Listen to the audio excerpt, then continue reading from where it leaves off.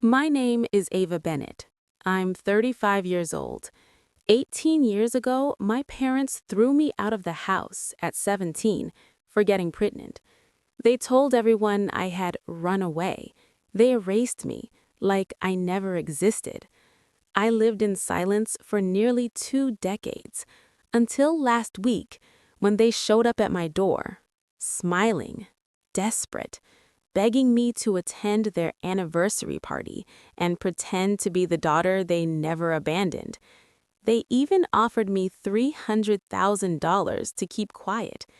What they didn't know was that the lie they'd been telling everyone was about to destroy them. Boston, 2007. On the outside, my family looked flawless. My father, Richard Bennett, was a corporate attorney. My mother, Elaine Bennett, ran charity events and social circles. We were respected, admired. Every Sunday, front row at church. Every holiday, picture-perfect smiles. But inside that house, love was conditional. My older brother, Daniel, was the golden child. Straight A's, Ivy League. Then there was me, the mistake they never planned. I met Noah Carter at a bookstore. He wasn't rich, didn't come from status, but he listened. He cared. For the first time in my life, I felt seen. 2 months later, 2 pink lines. I was pregnant. I told my parents at dinner. Silence. Cold, sharp silence. Then my father spoke. "You will terminate it, or you are no longer our daughter." I said no. At 9:42 p.m. that night, I was standing outside in the rain with one suitcase. My mother didn't hug me, didn't cry. She just said, "Don't come back." Noah took me in. We rented a tiny basement room, $380 a month, mold on the walls. Hope barely holding together. At 18, I gave birth to Liam, 7 pounds, tiny fingers, and I made a promise. You will never feel unwanted.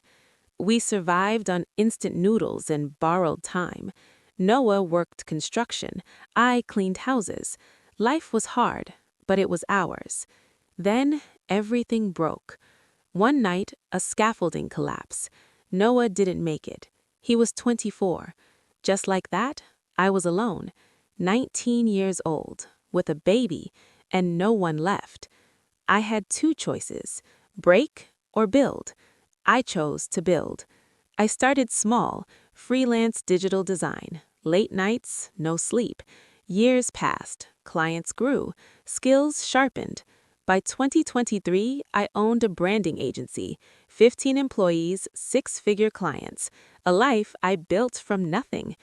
Then one evening, I saw them, standing outside my office, older, smaller, but still the same.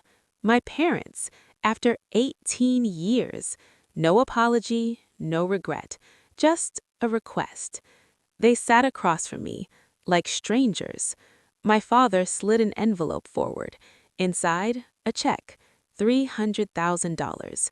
They said they were hosting a 40th anniversary gala, hundreds of guests, business elites, politicians, and for months they had been telling everyone about their successful grandson, a future heir, a perfect legacy. There was just one problem.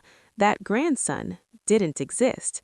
Because I didn't have a son, I had a daughter. Liam was actually Leela, and they never even knew.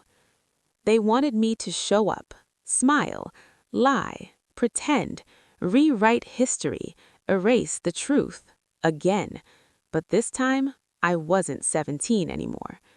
The night of the gala, grand ballroom, lights, cameras, 200+ guests. My father on stage, mid-speech, talking about family values. That's when I walked in. The room went silent. I walked straight to the stage, took the microphone, and said, "Hello, I'm Ava Bennett, the daughter they told you ran away." You could hear a pin drop. Then I pulled out the document, the one they signed, disowning me. I held it up. This is what they did when I was 17, because I chose to keep my child. Then I turned and my daughter walked beside me. This is Leela, the granddaughter they erased before she was even born. Gasps, whispers, shock, and then silence, the kind that changes everything. We didn't stay. We didn't argue. We just walked out. But behind us, their world collapsed. Reputation gone. Truth exposed. The lie finished. That night, my daughter held my hand and said, "You didn't let them erase us." And she was right, because sometimes family isn't about blood. It's about who stays when everything falls apart.